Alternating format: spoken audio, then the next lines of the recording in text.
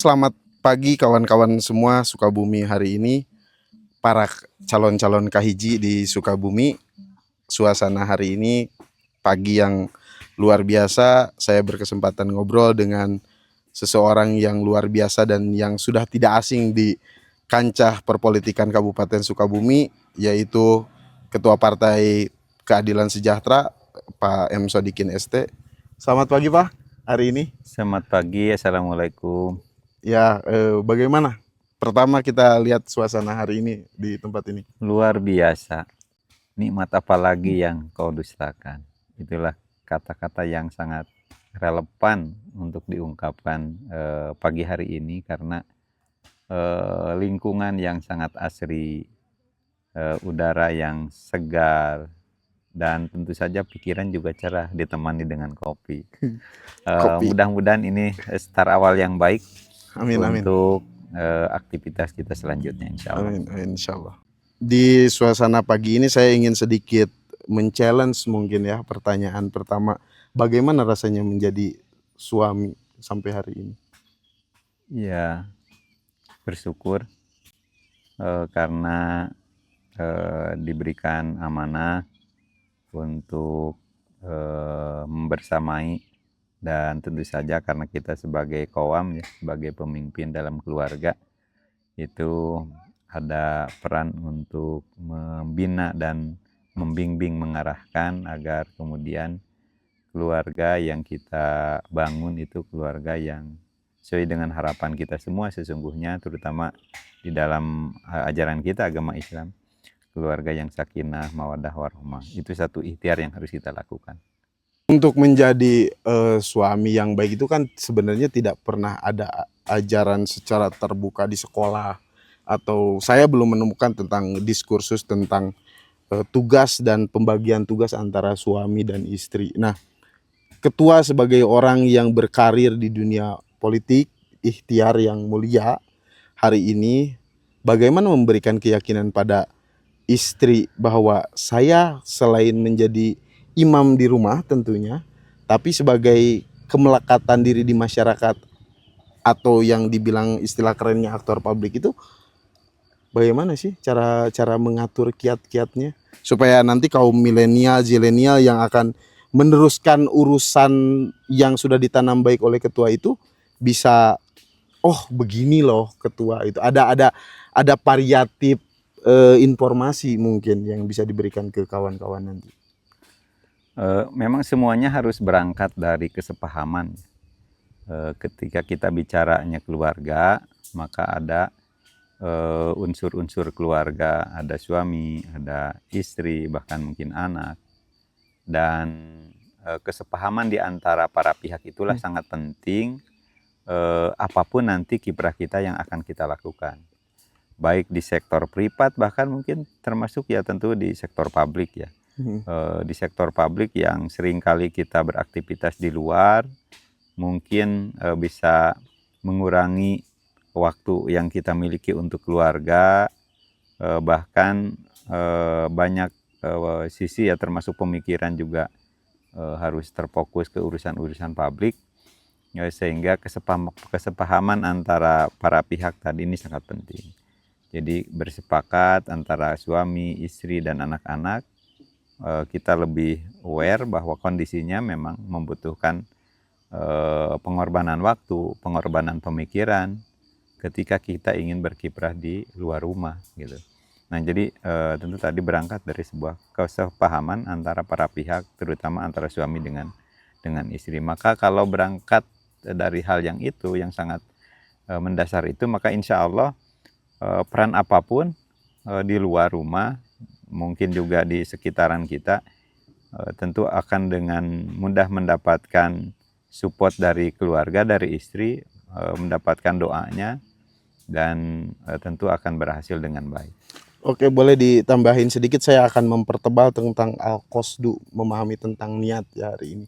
Berarti kesepahaman itu bagian dari penyampaian kita, niat awal kita, atau bagaimana menurut ketua itu? Ya, niat dalam pengertian secara bukan secara harfiah ya. Iya, iya, iya. Niat dalam pengertian ya itikad lah, itikad kita untuk melakukan kegiatan di luar itu satu niat untuk aktivitas kebaikan, untuk aktivitas sosial, kemasyarakatan, politik yang tentu saja ujung-ujungnya harus ada nilai kebermanfaatan untuk masyarakat, termasuk juga untuk keluarga. Kalau kita punya peran di masyarakat dalam hal urusan publik, bermanfaat untuk publik tapi madarat untuk keluarga, ini juga timpang. Jadi harus ada feedbacknya itu harus kedua belah pihak.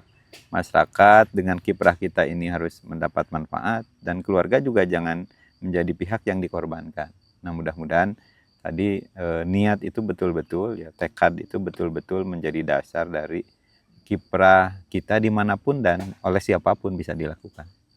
Nah, ketika kita tadi mulai ngomongin niat, apapun misalkan bagaimana keluarga tidak dikorbankan dan pembagian posisi suami dan istri itu sudah clear and clean di ranah keluarga. Nah, sekarang kita mulai mencoba keberangkatan. Ketika membuka pintu rumah ini, apa sih yang pertama harus dilakukan di masyarakat, berbicara bahwa saya adalah bagian dari masyarakat itu sendiri, dan outputnya adalah bagaimana masyarakat dan kita bisa menyatu tentang mewujudkan keinginan-keinginan masyarakat itu sendiri. Awalan deh, spesifikasi awalan itu bagaimana sih sebenarnya, Ketua? Harus berangkat dari tuntutan harapan masyarakat. Jadi insya Allah akan tepat sasaran kiprah kita di masyarakat atau dimanapun ketika berangkat dari satu harapan mereka. Jadi kalau kita punya inisiatif, kalau kita punya agenda, punya cita-cita, tapi tidak relate dengan apa yang diharapkan oleh masyarakat, mungkin kesannya wah bagus, tapi karena tidak sesuai dengan harapan masyarakat, ini menjadi kurang begitu berkenan. Oleh karenanya tadi harus berangkat dari apa yang menjadi harapan publik, harapan masyarakat. Nah, jadi kiprah apapun mungkin boleh jadi kiprahnya kecil, tapi ketika itu yang menjadi impian masyarakat, itu yang menjadi cita-cita publik, maka insya Allah itu akan sangat berkenan dan bermakna di hati mereka. Ketika kita sudah menemukan harapan, terus kita bersiaga ikhtiar memilih jalan tentang urusan politik. Nah, kita berkaca kepada track record ketua yang awalan pertama itu, apakah langsung berhasil, apakah memang menjadi figur atau sosok sentral hari ini di kepartaian tentunya ketua, apakah menemui jalan terjal dulu di awal atau memang langsung berhasil aja gitu hari ini? Itu sifatnya mengalir ya, jadi mengalir, kita tidak punya obsesi tertentu, jadi kita tidak punya satu ekspektasi yang luar biasa untuk, apalagi untuk jabatan ya, jabatan struktural maupun jabatan publik gitu. Tapi kita mengalir, mengikuti kegiatan-kegiatan yang sifatnya natural dilakukan oleh partai, dan kita sangat tertarik dengan apa yang dilakukan oleh partai, dalam hal ini PKS tentu saja. Maka keterlibatan kita di partai itu dianggap sebagai sebuah kebutuhan oleh kita. Saya merasa bahwa apa yang dilakukan oleh partai ini adalah satu yang menjadi kebutuhan hidup saya, sehingga keterlibatannya tidak setengah-setengah. Jadi kita bisa all out karena itu menjadi kebutuhan kita. Nah, adapun dalam perjalanannya ada satu sesi di mana kita diberikan amanah untuk di struktural atau mungkin bahkan di jabatan publik, yaitu juga bagian yang di satu sisi boleh jadi ini adalah satu fase di mana memang waktunya kita harus berkiprah di tataran itu, tapi secara personal ya kita tidak ada satu obsesi atau satu ekspektasi yang luar biasa yang sejak awal kita cita-citakan, dan ini sifatnya natural. mengalir seperti itu. Oke, jadi dari rangkuman tadi kesepahaman dengan ada niat yang diutarakan di lingkungan kecil kita, rumah atau nasab kita juga mungkin. Setelah itu kita memulai dan ambisi itu menjadi sunyi dalam kecewa. Apakah ketua kecewa? Pernah kecewa? Semua orang yang namanya kecewa, yang Ya, namanya ada kekesalan atau mungkin ada hal-hal yang normatif ya. sifatnya itu mah manusiawi. Ya, Tapi kan yang paling penting itu bagaimana kita mampu mengelola kekecewaan atau mampu mengelola hal-hal yang sifatnya negatif menjadi sebuah energi yang positif. iya, ini kan menjadi sebuah gaya ketua yang tenang, mengalir, positif, terus berkelimpahan. Sebenarnya ketua ini dicitrakannya menurut perspektif pribadi ketua ya hari ini, di perspektifnya itu apa sih, bagaimana gitu gaya ketua itu ingin dicitrakan di masyarakat hari ini gitu. Dengan perjalanan kan bukan sebentar hari ini ketua itu. Udah sampai 2025 ini bukan bukan hal yang sebentar gitu. Tapi apakah tidak satu bagaimana dan mungkin bisa digabung dengan apakah tidak lelah gitu dengan apakah ini genuine seperti ini ketua atau memang sebuah produk dari perjalanan atau bagaimana sih ketua? Ya, terkait dengan hal itu ya, sebetulnya akan kembali ke tadi. Jadi tidak ada sebuah desain, skenario Iya, atau apa gitu. Eh, Termasuk image tadi, iya, diimijkan atau iya. dicitrakan seperti apa. Nah itu kan sebetulnya bukan keluar dari saya secara pribadi. Pasti itu menjadi penilaian kolektif masyarakat Betul. atau kelompok sosial atau apa gitu. Oh Nah, iya. itulah yang kemudian memunculkan apakah dia orangnya temperamen, apakah dia orangnya halus, apakah dia orangnya tulus atau sederhana atau apa. Nah, itu kan stigma itu sesungguhnya harusnya muncul dari pihak-pihak di luar saya Mm. sendiri. Tapi kalau saya sendiri ya tadi sifatnya mengalir dan boleh jadi apa yang menjadi stigma orang itu saya boleh jadi tidak sadar atau mungkin sadar. Kemudian orang menyebut, oh Pak Sodikin orangnya misalkan sederhana, Iya. mungkin saya sadar atau mungkin juga saya tidak sadar. Iya, iya. Karena ya kita tadi tidak punya satu apa ya obsesi untuk di stigma seperti apa. Gitu. Iya. Genuine gitu ya. Gini ketua, saya mulai mungkin agak sedikit melebar ya tentang tadi tentang persona ketua yang kata ketua boleh jadi sadar ataupun tidak ya memang bawaan saya begini, satu pribadi saya begini apa adanya, tidak pernah ingin dicitrakan atau seperti apa, mengalir sampai kepada titik ambisi pun jabatan atau apapun diterjemahkan sebagai amanah.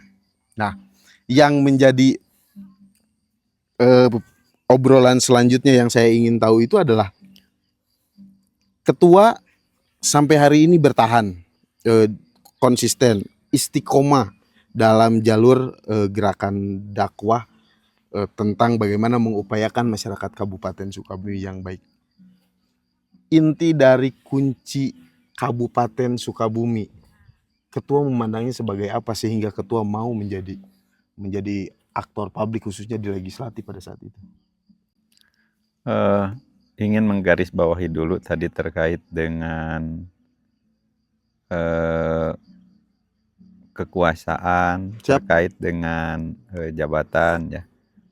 Ketika kita mendapatkan amanah, baik di jabatan struktural ataupun di jabatan publik, kuncinya adalah bagaimana kita tadi amanah. Dan amanah itu adalah melakukan yang terbaik sesuai dengan kemampuan yang kita miliki untuk bisa berdampak semakin baik untuk organisasi, untuk anggota, dan tentu saja untuk masyarakat secara lebih luas.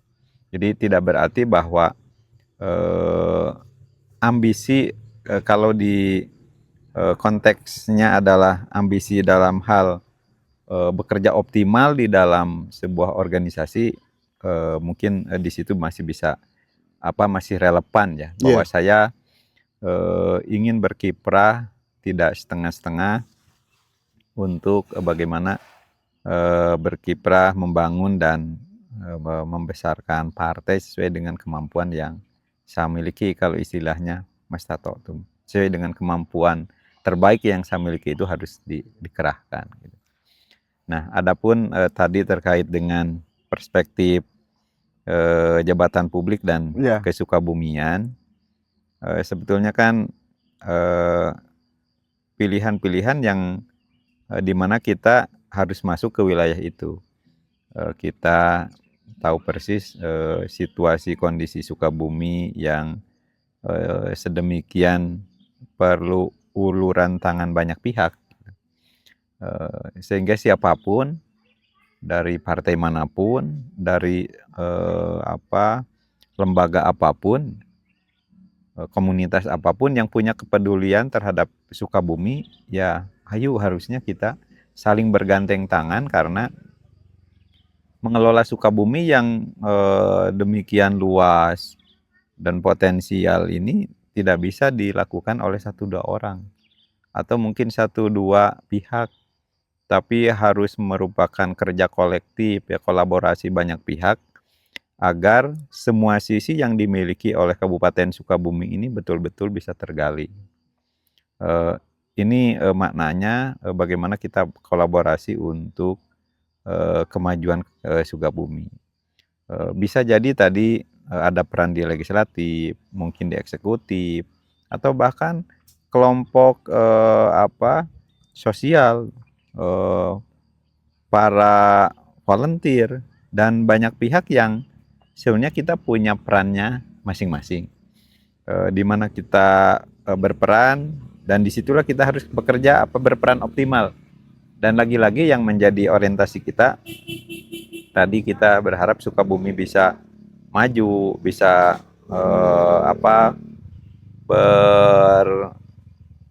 bermanfaat untuk masyarakat yang ada di Sukabumi. Itu yang menjadi orientasi kita. Jadi tidak ansih urusan-urusan kekuasaan, urusan-urusan jabatan, tapi lebih dari itu, kekuasaan atau jabatan yang dimiliki oleh siapapun, itu dampaknya harus punya irisan terhadap kebermanfaatan dan juga terhadap peningkatan Kabupaten Sukabumi secara keseluruhan, baik SDM maupun pengelolaan sumber daya alam, dan juga mungkin hari ini kita tidak bisa dipisahkan dari peran-peran IT, ya, keterlibatan kalangan muda, keterlibatan para pengusaha ini sangat penting untuk membangun Sukabumi.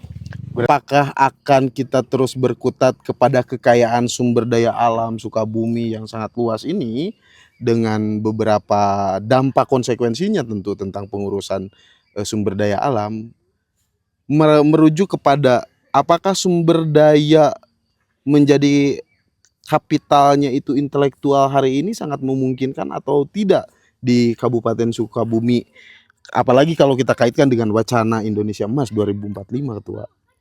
Ya, memang tidak bisa dibatasi atau tidak bisa kita hanya mengambil satu sudut pandang, ya, bahwa Kabupaten Sukabumi itu potensi dari sisi sumber dayanya, itu satu sisi.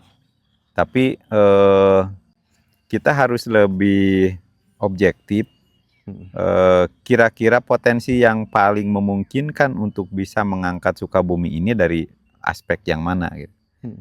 Boleh jadi potensi kita hari ini di alam, tapi ternyata yang mampu mengangkat Sukabumi itu dari aspek yang lain, misalkan tadi ternyata sumber daya manusianya cukup kompetitif misalkan, atau ternyata kreativitas masyarakatnya cukup kompetitif dan mampu melampaui sumber daya yang kita miliki misalkan. Jadi kita tidak terpaku ke salah satu aspek, tapi memang kita harus mampu mencoba menggali kira-kira potensi dalam pengertian sumber daya yang kita miliki di Sukabumi ini yang harus ditonjolkan, yang menjadi daya ungkitnya apa? Apakah alam tadi? Apakah kreativitasnya? pemudanya atau sumber daya tadi intelektualnya, Iya. atau sisi yang mana? Memang ini perlu dikaji, perlu didalami, perlu analisis yang tajam ya, sehingga kebijakannya nanti tepat sasaran. Karena kita tidak bisa juga hari ini dengan bangga kita menyebut Sukabumi yang luar biasa dengan potensi alam dan lain sebagainya, kalau kemudian ternyata ada potensial yang lain selain alam misalkan, ternyata mampu mendongkrak ya, mengangkat Sukabumi ini bisa lebih kompetitif di tingkat Jabar, di tingkat nasional, bahkan mungkin di tingkat dunia. Saya rasa dengan pendekatan Ketua mencitrakan ada pilot project yang pernah saya lihat tentang Sukabumi Kahiji hari ini. Apa saja sih yang itu kan tentunya harapan Ketua ya, dibukukan dengan sebuah project namanya Sukabumi Kahiji. Apa saja sih yang akan dibuat Kahiji di harapan ini, supaya kalau memang narasi Sukabumi Kahiji ini, kembali pada tadi Ketua, boleh jadi narasi Sukabumi Kahiji ini adalah baik dan ada orang-orang yang meneruskan walaupun berbeda spektrum, karena kan di Sukabumi dengan ragam anak bangsa ini sudah menjadi teras intelektualnya luar biasa sekali dengan kemunculan beberapa komunitas, organisasi masyarakat, mungkin kalau partai menjadi bagian dari demokrasi juga kan gitu. Nah hari ini apa saja sih yang ada di sana Ketua, di Sukabumi Kahiji itu? Ya, kita ingin sebetulnya tadi berpikir ideal bahwa mengembangkan Sukabumi ini sesungguhnya akan lebih terasa terasa natural kalau berangkat dari potensi yang dimiliki oleh Sukabumi itu sendiri. Betul. Tapi tidak berarti bahwa kita membatasi diri dari pergaulan luar gitu. Kita tidak bisa membatasi diri dari hal-hal yang sifatnya yang menginspirasi dari luar, sehingga dengan serta-merta kita menolak. Tidak seperti itu. Sehingga apapun yang sekiranya mampu memberikan value added untuk Kabupaten Sukabumi, itu harusnya kita semua harus terbuka. Nah, kita sebenarnya ingin fokus tadi tingkat kreativitas masyarakat dengan UMKM, kemudian dengan hari ini IT yang sangat kental dengan kehidupan kemasyarakatan kita.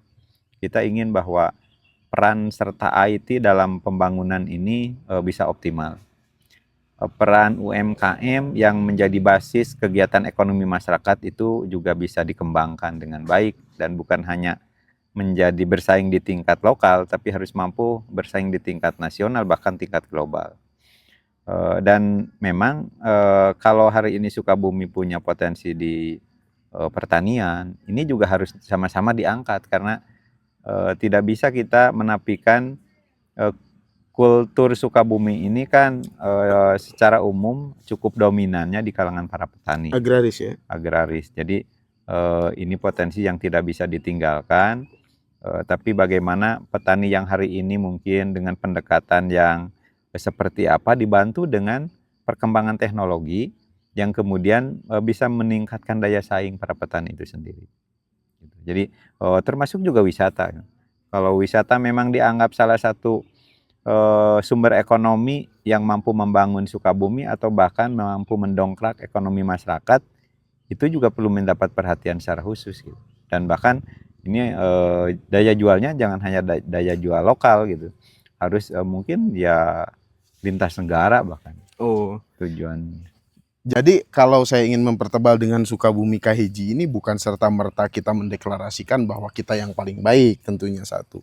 Yang kedua tadi mulai mengarsir dari beberapa rangkaian itu dua subjek spektrum sosial, yaitu tentang pertanian dan pariwisata. Ketika berbicara tentang sektor pertanian, ini pertanian yang bagaimana tentunya secara perspektif kebijakan gitu kan ya, yang ingin kita kerjakan bareng-bareng loh gitu pertaniannya gitu. Kalau mungkin nanti selanjutnya nanti kita akan membahas tentang wisata yang menjadi idealnya dari ketua gitu kan. Mungkin hari sekarang ini kita akan berbicara pertanian kahiji itu seperti apa sih sebenarnya? Ya. Betul tadi, tidak berarti bahwa Iya. kahiji di sini bahwa kita yang apa sifatnya eksklusif, bukan ya. Bukan, tapi ide bareng. Justru ini satu ajakan ya, Iya, iya. satu ajakan kepada kita semua bahwa Sukabumi ini bisa menjadi apa bisa menjadi nomor satu di tingkat dunia, di tingkat nasional, di tingkat Jawa Barat gitu. Seandainya kita semua berkolaborasi untuk berperan untuk mengambil nilai-nilai baik, sehingga kearifan lokal yang dimiliki oleh Sukabumi ini bisa mampu berdaya saing di berbagai level gitu. Nah, untuk pertanian ya yang paling utama ini kan kita hampir semua hampir semua aspek pembangunan ini, baik pembangunan wisata, pembangunan pertanian, ini yang tidak bisa dipisahkan itu sebetulnya masalah infrastruktur. Jadi infrastruktur itu akan memudahkan mobilitas para pelaku usaha di bidang yang bersangkutan gitu. Jadi ini penting bagaimana infrastruktur, apakah jalan atau apa, itu sangat penting untuk membuat para pelakunya ini bisa melakukan dengan mudah dan dengan cepat gitu. Dan akhirnya kan akan berdampak kepada cost yang dikeluarkan gitu. Nah, petani dengan dibekali ya, Iya, itu iya. menjadi tanggung jawab para pihak, khususnya para pengambil kebijakan. Dengan dibekali infrastruktur yang sangat baik, baik jalan, akses jalan, kemudian irigasi, maka tentu akan mulai meningkatkan daya saing. Gitu. Daya saingnya akan mulai meningkatkan, apalagi disupport dengan tadi pendekatan teknologi, disupport juga dengan kebutuhan petani hari ini, misalkan kelangkaan pupuk menjadi mudah, kemudian harga yang mahal menjadi terjangkau, dan harga jual produk pertanian menjadi bisa lebih berdaya. Itulah yang sesungguhnya menjadi harapan kita semua, dan tentu saja para petani ya sangat mencita-citakan itu terjadi. Oke.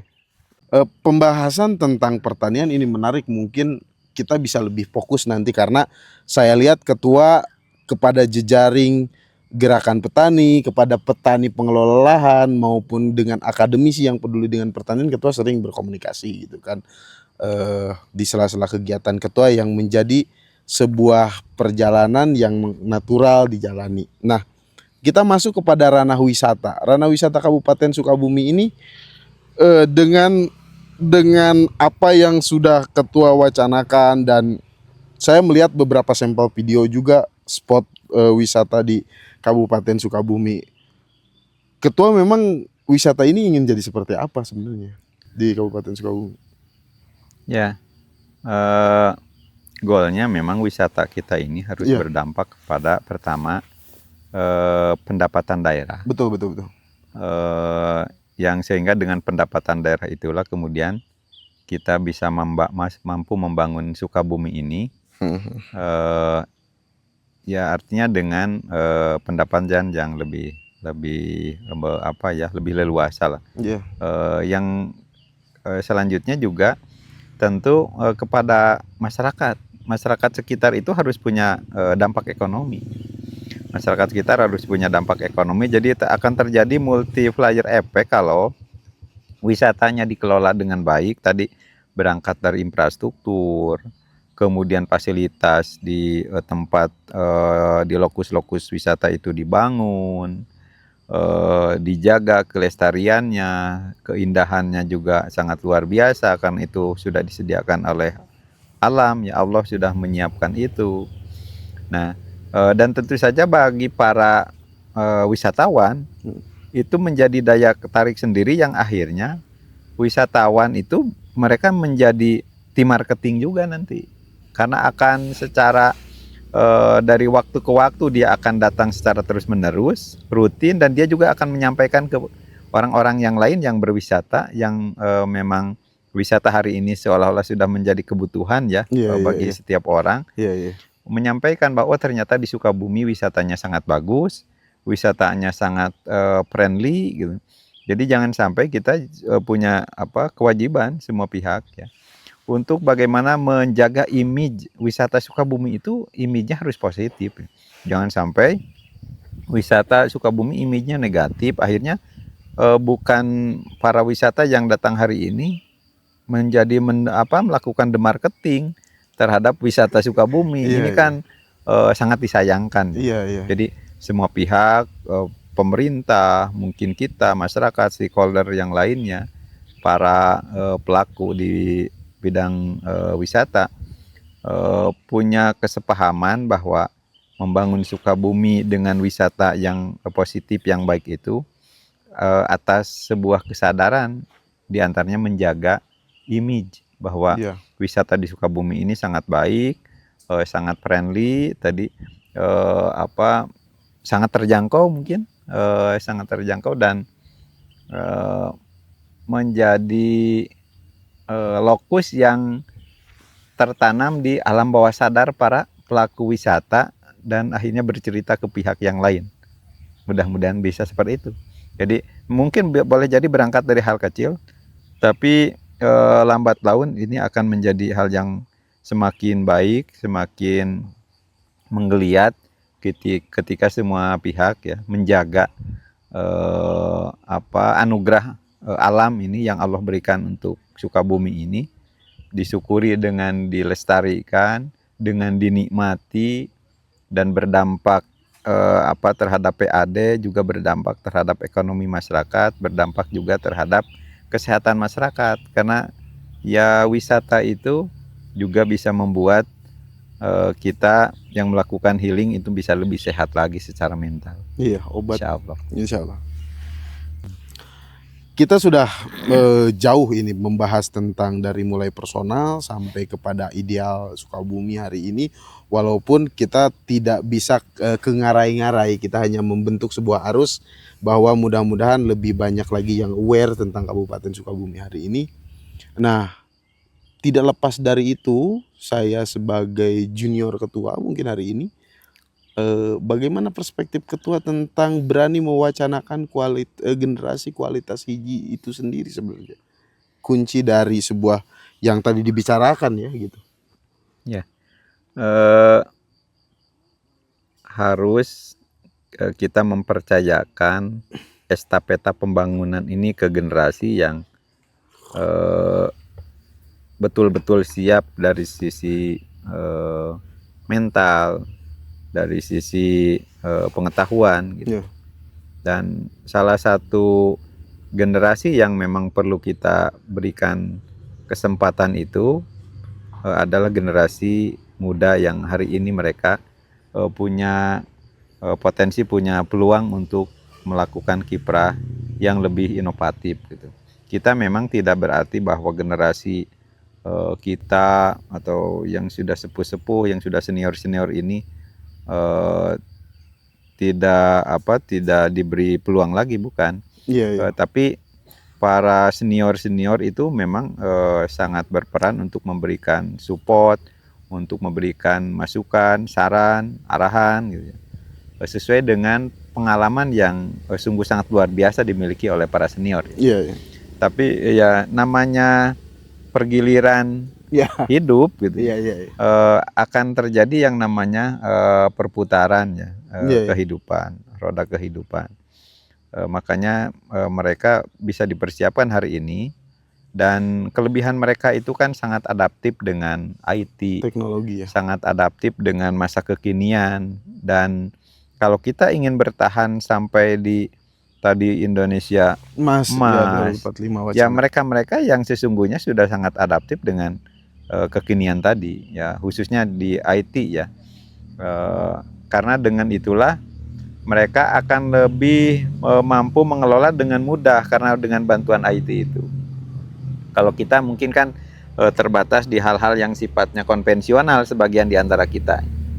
Nah, dengan pengetahuan yang semakin berkembang, dengan IT yang semakin berkembang, maka mudah-mudahan generasi selanjutnya adalah generasi yang mampu secara positif memanfaatkan perkembangan IT tadi. Ya, kita juga tidak bisa menafikan bahwa IT itu ada hal yang negatifnya, tapi insya Allah kita berpikiran baik bahwa IT, teknologi, kemajuan hari ini itu harus berdampak kepada kemajuan bangsa, kemajuan Sukabumi, yaitu dengan dimanfaatkan, dioptimalkan.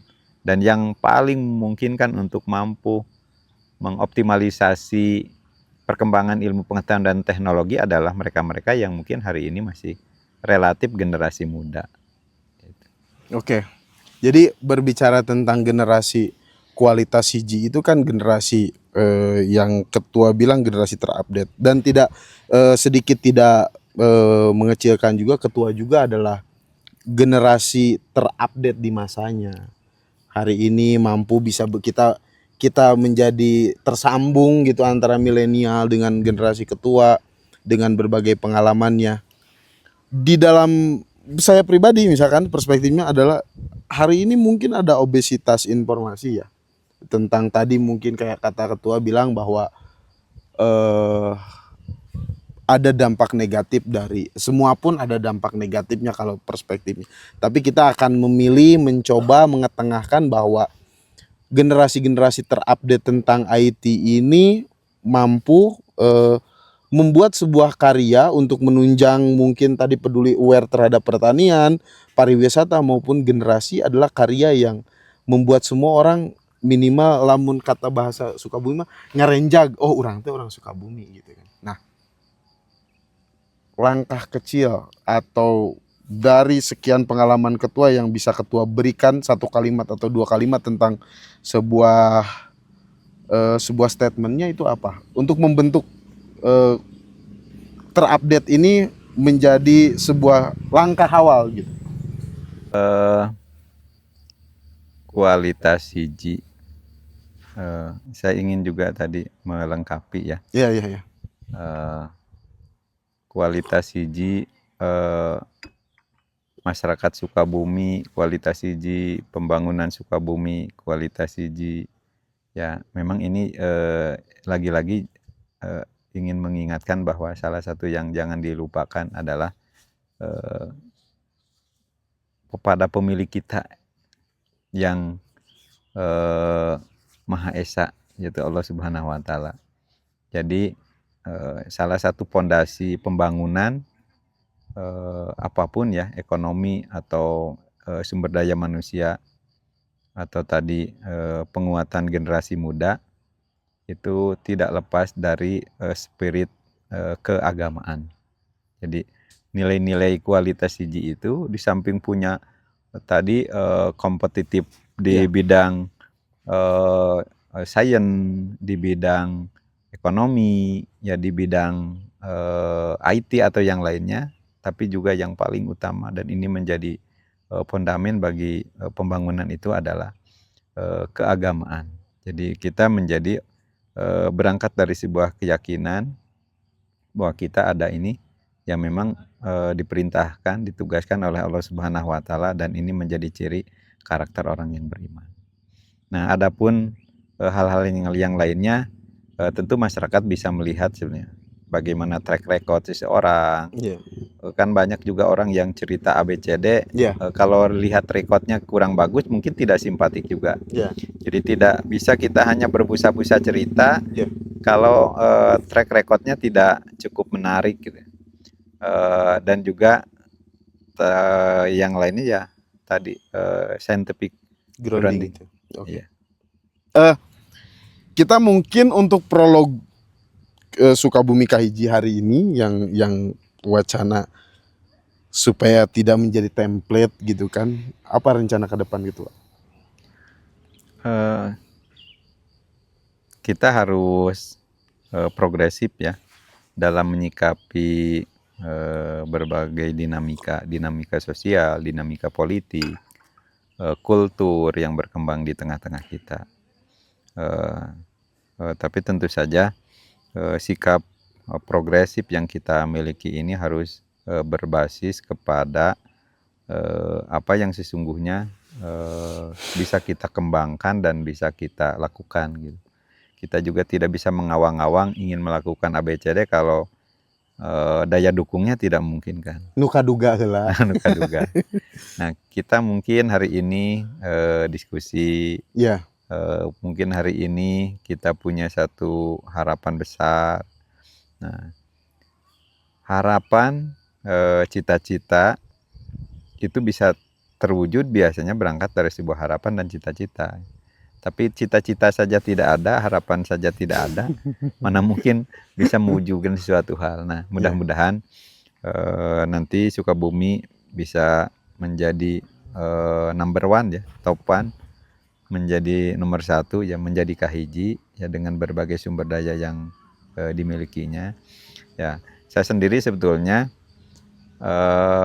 tadi lagi-lagi kalau bahasa apa ya, tidak ngoyo. Tapi ketika kita mendapatkan amanah, maka kita harus all out melakukan yang terbaik. Hari ini dengan Sukabumi Kahiji, ya kita akan melakukan apapun yang bisa kita lakukan untuk Sukabumi.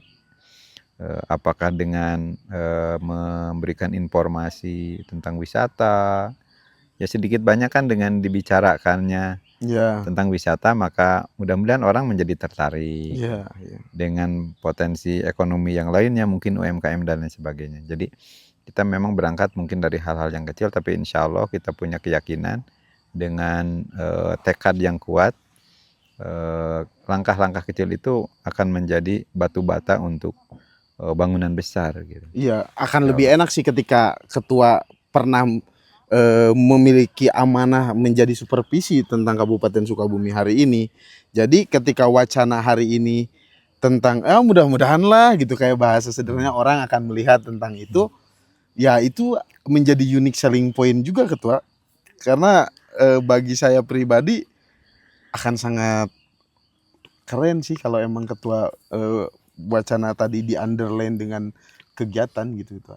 Ya, memang tidak akan, mungkin akan kurang begitu lugas kita bercerita tentang tadi pembangunan. Iya.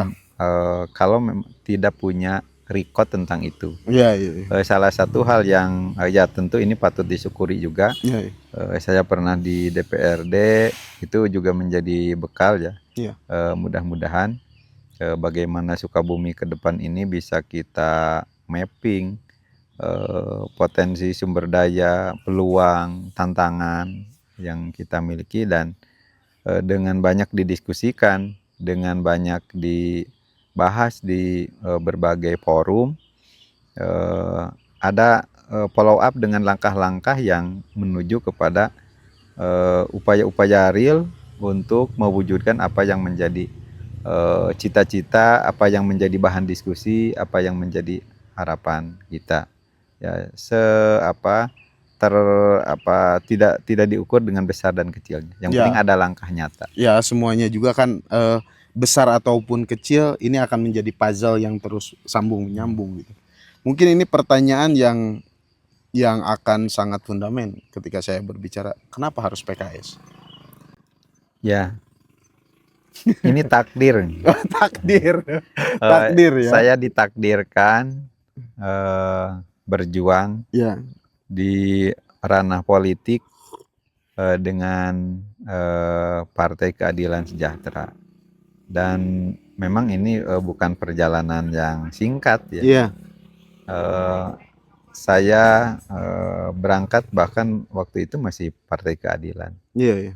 Jadi saya mengenal para aktivis Partai Keadilan, dan saya memang sangat tertarik dengan apa-apa yang dilakukan oleh teman-teman itu, dan saya juga dengan satu spirit ya untuk bisa berkiprah dan melakukan amal kolektif dengan mereka untuk bergabung dan kebergabungan ini mudah-mudahan juga bisa berdampak ya, baik kepada pribadi, kepada keluarga, kepada masyarakat, dan juga kepada organisasi. Jadi itu karena sebuah kesadaran bahwa ada hal-hal positif yang ada di dalam PKS yang menjadi kebutuhan saya. Susah nggak sih bergabung dengan PKS itu? Oh, sangat mudah. Oh, sangat Sangat mudah. mudah. Insya Allah sangat mudah. Tadi kita kan punya cita-cita melakukan aktivitas kebaikan, punya cita-cita untuk memperbaiki diri, memperbaiki masyarakat, memperbaiki pemerintahan, itu akan sangat akan sangat memungkinkan kalau dilakukan secara kolektif, itu amal jama'i. Jadi dengan amal jama'i, dengan kerja kolektif, maka harapan cita-cita yang besar juga akan terasa ringan karena kita akan berbagi peran. Jadi insya Allah PKS melakukannya dengan seperti itu. Oke. Terima kasih obrolannya hari ini Ketua, sangat luar biasa. Mudah-mudahan Ketua juga tidak keberatan dengan pertanyaan-pertanyaan saya. Saya adalah insan yang belajar juga. Insya Allah. Ya, terima kasih kopi hari ini. Sami-sami ngopina mantap, alhamdulillah. Kopi adalah seperti arus yang membentuk pemikiran sosial. Pemikiran sosial itu yang terus harus diperbaharui dan membentuk struktural negara kita tercinta. Salam kopi. Salam kopi.